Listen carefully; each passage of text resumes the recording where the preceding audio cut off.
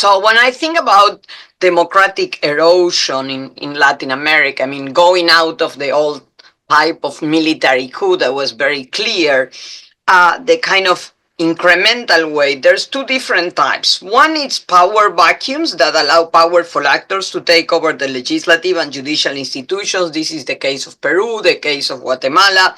And the second, the most common, executive aggrandizement by populist leaders, and we can think of the example of Chavez in Venezuela or Bukele in El Salvador.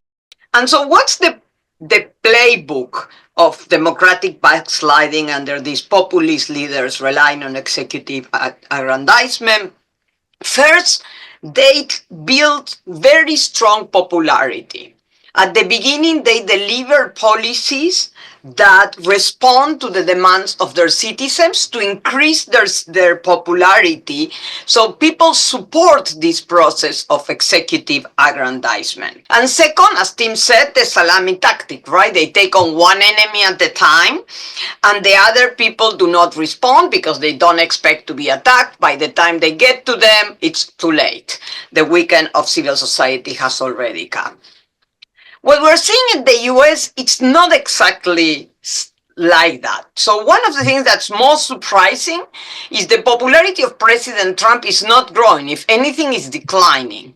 That's a very strange thing for a populist playbook. And second, as Tim already mentioned, he takes on everyone at the same time rather than using the salami tactic.